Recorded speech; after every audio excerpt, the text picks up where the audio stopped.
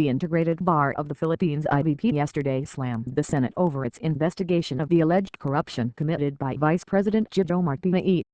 IBP National President Vicente Joyas said the ongoing probe of the Senate Blue Ribbon Subcommittee is no longer true to its mandate of aiding legislation but had become in aid of election. "I am convinced that this is election-related," he said in an interview. Joyas said the senators obviously ganging up on Binay instead of using their investigative powers to address more pressing concerns and needs of the people. He believes the charges against the vice president should be left to other investigating bodies, especially since a complaint has been filed with the Office of the Ombudsman. There are many other cases they should also investigate, like the Malampaya Fund and the corruption in various government agencies, he stressed. Joyas said the Senate panel could not force Binay to attend the public hearings because they cannot subpoena the official since they do not have prosecutory powers. Also, Binay may only be humiliated or disrespected, he said, noting the previous probes where several witnesses were shouted at and humiliated. According to the IBP president, not even in regular courts could a lawyer shout at witnesses in view of existing guidelines set by the Supreme Court in the 1991 case of Benzon vs. Blue Ribbon Committee with regard to the conduct of a congressional investigation. Joyas said some senators have abused their power by treating resource persons as witnesses in a legal proceeding. They should be treated with respect as resource persons, he emphasized. Joyas was referring to GR number 89914 dated November 20, 1991, in the case of Benzon vs. Blue Ribbon Committee, where the SC ruled that lawmakers should exercise caution in their probes so as not to violate the constitutionally established rights of witnesses. In the decision, the SC put premium on the Bill of Rights. The critical element is the existence of, and the weight to be ascribed to, the interest of Congress in demanding disclosures from an unwilling witness. We cannot simply assume, however, that every congressional investigation is justified by a public need that overbalances any private rights affected.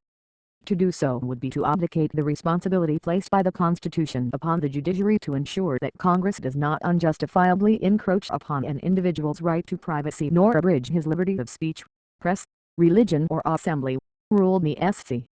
Presumption of innocence. Senator Aquilino Pimentel II, chairman of the Senate Blue Ribbon Subcommittee, yesterday assured Binay that he will be given presumption of innocence whether or not he attends the next Senate hearing by month's end on the alleged graft issues in Makati City.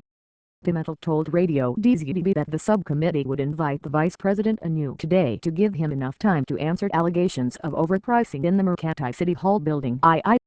Pimentel said Binay is given ample time to also answer the allegations on his alleged accumulation of illegal wealth pertaining to a 350-hectare property in Rosario, Batangas. When we invited him before, there were serious charges of overpricing and payment of kickbacks and how these were distributed. But now, there are also allegations on the multi-billion-worth property in Batangas, Pimentel said, referring to the testimonies of former Makati Vice Mayor Ernesto Mercado during past Senate hearings. But Pimentel pointed out that the subcommittee would not think of any negative presumption of guilt against Binay whether or not he attends the Senate probe. If he will not accede to our invitation, there will be no negative presumption of guilt against him.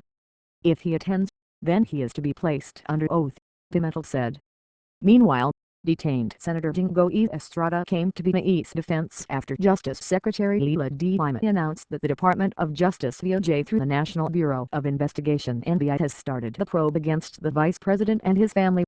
In a statement issued yesterday by his office, Estrada accused the DOJ of railroading the case against the Binays, which was the same strategy done by the Justice Department against him and Senators Juan Ponce and Ryle and Ramon Revilla Jr. who are also facing plunder charges over the pork barrel scam. What the DOJ is currently doing against Vice President Binay has already been done to us, the three senators who were the sole targets of the alleged PDAF Priority Development Assistance Fund scam investigation, he said.